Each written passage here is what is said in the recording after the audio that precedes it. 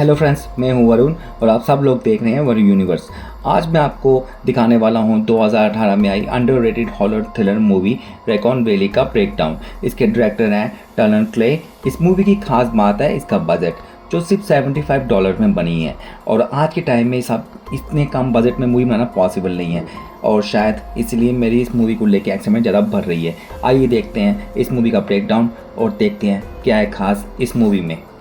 Movie की starting में हम देखते हैं एक प्लेन को, जिसके अंदर बायो हैजार्ड केमिकल है और ये रैकून सिटी पे क्रैश होने वाला है। और ये जो केमिकल है ये इंसानों के लिए बिल्कुल अच्छा नहीं है। और साथ में हम देखते हैं कपल्स को, टेरी और माइकल, डायरेक्टर और उनकी वाइफ। माइकल अपनी वाइफ के साथ एयरपोर्ट आया, उसे कुछ ज़रूरी काम की वजह से आउट ऑफ सिटी जाना पड़ेगा।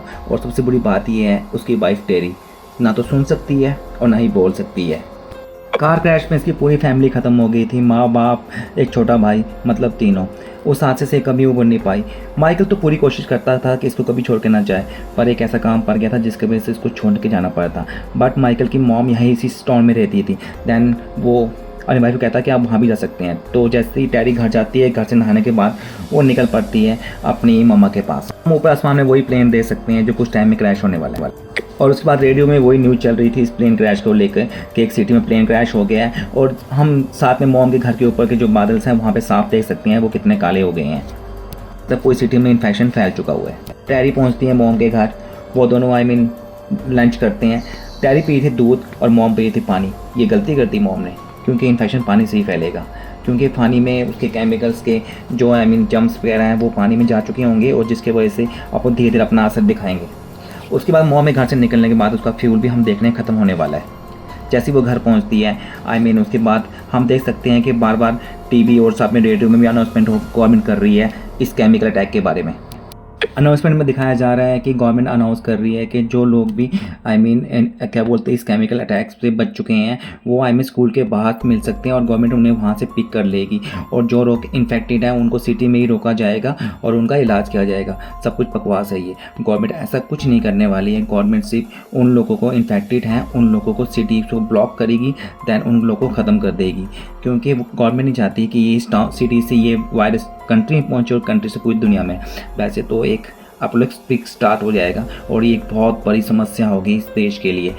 तभी गवर्नमेंट कोशिश कर रही है कि जो लोग इन्फेक्टेड हैं उन्हें मार दिया जाएगा। यही तरीका है, क्योंकि इसका कोई इलाज है ही नहीं।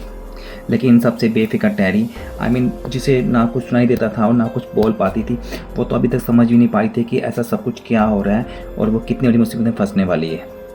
इन सब से बेफिक्र टैरी कर रही थी सोने की तैयारी, लेकिन साथ में वो नोटिस करती है कि जो उसके पड़ोसी हैं वो अपनी कार स्टार्ट करके कहीं जा रहे थे, और साथ में स्ट्रीट लाइट के नीचे एक आदमी खड़ा हुआ था।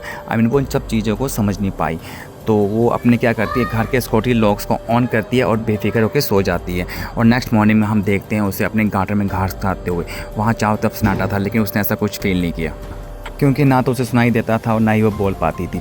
मतलब उसके लिए सन्नाटा तो नॉर्मल सी बात थी, हर रोज़ की तरह। एक बात जो उसे अजीब लगी वो थी पड़ोसी की कार, जो पूरी ढंग से खुली हुई थी। एक अच्छे पड़ोसी की तरह उसने वहाँ पे उसके घर पे गई, डोर बेल की। दैन कोई बाहर निकला। दैन उसने क्या किया, उस कार को पार्किंग लॉज में पार्क कर दिया एक अच्छे नागरिक की तरह, और उसके बाद लॉक लगाया। दैन उसके बाद वो अपने घर गई। जैसे वो अपने घर जा रही थी, रास्ते में उसे दिखी एक क्यूट सी बिल्ली। वो बिल्ली को अपने घर लेके गई, उसे वहाँ उसने कुछ खाने के लिए दिया और साथ में वो भी इंजॉय कर। उसके बाद उसने अपना फ़ोन चेक किया जिसमें माइकल के मैसेज आए हुए थे। मतलब कल रात को माइकल इसे मैसेज कर रहा था। उसने माइकल को रिप्लाई किया, पर गवर्नमेंट सिग्नल काट चुकी थी। बट उस चीज़ ने इसने कुछ ज़्यादा नोटिस नहीं किया। दैन उसने नॉर्मल सा बिहेव किया, क्योंकि इसके लिए ये नॉर्मल सा आम जैसा दिन था।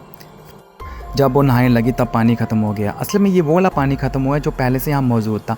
अब जो नया पानी आएगा उसमें रिएक्शन होगा और वो इन्फेक्टेड वाटर होगा। उसने इतना सिरदर्द नहीं ली, जितना पानी था उसी में उसने काम चलाया। फेस वॉश किया, ब्रश किया। दैन वो फ्री हो गई थी अपने कामों से। रात को उसके मोबाइल में हम देखते हैं कि एक सिक्योरिटी नोटिफिकेशन आती है, मतलब कि उसके बेसमेंट में कोई है। दैन वो पुलिस को कॉल करने की कोशिश करती है, बट यहाँ पे कोई नेटवर्क नहीं थी, क्योंकि नेटवर्क पहले ही काट दिए गए थे।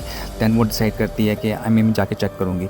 जैसे वो जाके चेक करती है, वो देखती है कि वहाँ के उसके वहाँ पे कोई नहीं था।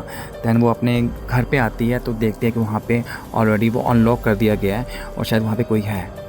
तो इन सब से वो घबराने के बावजूद घबरा तो वो काफ़ी रही थी, बट वो हिम्मत दिखाती है वापस घर पे आती है और अपनी गन उठाती है। दैन वो देख रही है कि वहाँ पे कोई नहीं था। उसकी सांस में सांस आती है। जैसे ही वो सोने जा ही रही थी तब एक और सिक्योरिटी नोटिफिकेशन आती है। वो देखती है बेसमेंट। असल में वो तो उसने चेक ही नहीं किया। वो जैसे ही बेसमेंट में जाती है, उसे वहाँ दूर खड़ा हुआ एक इंसान दिखता है जो थोड़ा अजीब होता है। वो काफ़ी ज़्यादा डर रही थी, लेकिन जब वो इंसान धीरे पास आता है और वो उसे शूट करके मार देती है। अब उसे समझ आता है कि शायद ये मैटर कुछ ज़्यादा ही गंभीर है। उसे तो इस बारे में पता ही नहीं था कि ये सब हो क्या रहा है। उसके बाद वो जल्दी भाग के निकलती है अपने मॉम के पास। देखती है मॉम का घर पूरी तरह से अनलॉक था। मॉम अपनी कार में थी और उन्होंने अपनी जान खुद ली है। इससे हमें एक बात तो पता चलती है कि जो इन्फेक्टेड लोग हैं उनकी सेंसेस काम करती हैं और वो पूरी ढंग से ज़ॉम्बीज़ नहीं बनते हैं। उनका जो माइंड है वो फिर भी एक प्रॉपर ढंग से काम करता है। इस टाउन में तो टैरी का कोई बचा नहीं, तो वो डिसाइड करती है यहाँ से निकलने के लिए। वो अपनी कार लेके जैसे यहाँ से निकलने की कोशिश करती है। उससे इस मैटर के बारे में पता नहीं होता है कि असल में हुआ क्या है, लेकिन सरकार ने सारे रास्ते बंद कर दिए थे। मतलब सरकार का आधा काम हो चुका हुआ है। तो टैरी बेबस होके मायूस होके वापस अपने घर पहुँचती है और घर को एक प्रॉपर ढंग से लॉन्च करती सिक्योर करती है। दैन वो अपने फ़ोन को बाबा चेक भी कर रही थी, बट कोई भी रिस्पॉन्स नहीं। पूरी रात उसने ऐसे ही बैठे बैठे निकाल दी। नेक्स्ट डे वो जब मॉर्निंग में उठती है तब वो डिसाइड करती है कि बिजली का तो कुछ करना ही पड़ेगा, क्योंकि बिजली तो है ही नहीं। दैन उसे याद आता है अपने घर में लगा हुआ इन्वर्टर जनरेटर। दैन वो उसके बाद टीवी ऑन करती है और टीवी के ऑन करने के बाद वो न्यूज़ देखती है। तब उसके माइंड में हर एक बात क्लियर हो गई थी कि यहाँ पे असल में हो क्या रहा है। अब टैरी को पता लगता है इस पूरे टाउन के अंदर वो अकेले बची हुई है। चाहे तो वो मर जाएगी, चाहे तो फिर उसे सर्वाइव करना पड़ेगा। न्यूज़ में हम देखते हैं गवर्नमेंट बता रही होती है कि एक प्लेन क्रैश की वजह से पूरी सिटी में और पूरे टाउन में इन्फेक्शन फैल चुका हुआ है। और साथ में हमें एक बात और पता लगती है कि जो टाउन है, टाउन का इलाका, वहाँ जो पानी आता है वो अंडरग्राउंड सप्लाई से आता है, जो पानी अभी तक सेफ़ है। शायद इसी ने टैरी की जान बचाई। पर हम देखते हैं टैरी एक टेलीस्कोप लेके अपने छत पे जाती है। वो देख रही होती है कि आसपास क्या हो रहा है, चाहे उसके बचने के लिए कोई रास्ता हो। और साथ में हम देखते हैं एक इन्फेक्टेड को, और साथ में हम एक ड्रोन को भी देखते हैं। मतलब गवर्नमेंट ड्रोन के सारे हर जगह की निगरानी कर रही है। और साथ में हम टैरी के सामने देखते हैं एक और इन्फेक्टेड को, जिसकी शक्ल बहुत ज़्यादा ख़राब हो गई थी, पर टैरी को उसने कुछ नहीं किया। मतलब इससे ये पता चलता है कि ये इन्फेक्टेड के अंदर भी अभी भी सेंस बाकी हैं और ये शायद ये ज़ॉम्बीज़ नहीं बन रही हैं। वो बार बार न्यूज़ चैनल्स देख रही थी ताकि वो इस जगह से बाहर निकल सके। और उसमें हमें दिखाया जाता है कि इसमें से एक ऐसा रोड है जो सिर्फ लोकल्स को ही पता है, और शायद वो इस सारे यहाँ से बाहर निकलने की कोशिश करेगी, क्योंकि ज़्यादा देर की तो उसकी जान को खतरा भी हो सकता है। उसने बिल्ली के लिए खाना रखा और एक विंडो भी खोल दी ताकि बिल्ली जहाँ चाहे तो जा सकती है। उसने अपनी कार स्टार्ट की और वो निकल पड़ी थी उसी पुरानी रोड के सहारे। और हम देख सकते हैं कि उसकी कार का जो पेट्रोल था वो भी शायद धीरे धीरे कम हो रहा था, वो तो पहले से ख़त्म होने वाला था। उसके बाद एक जगह उसकी कार रुक जाती है और दैन वो निकल जाती है टाउन में एक घर की ओर, जिससे शायद वहाँ उसे कुछ पेट्रोल मिल जाए। तो वो वहाँ पे घर के अंदर पहुँचती है, उसे वहाँ कोई नहीं दिखता है। और लेकिन बेसमेंट में उसे उस घर का मालिक दिख जाता है। वो उसके आगे बढ़ ही रहा था, लेकिन वो अपनी रिवॉल्वर से उसको शूट कर देती है। अब उसके बाद वो ढूंढना था उसे पेट्रोल, वो उसे घर में एक स्टोरेज में वो ऐसे पेट्रोल मिल जाता है और वो लेके वहाँ से निकल रही थी।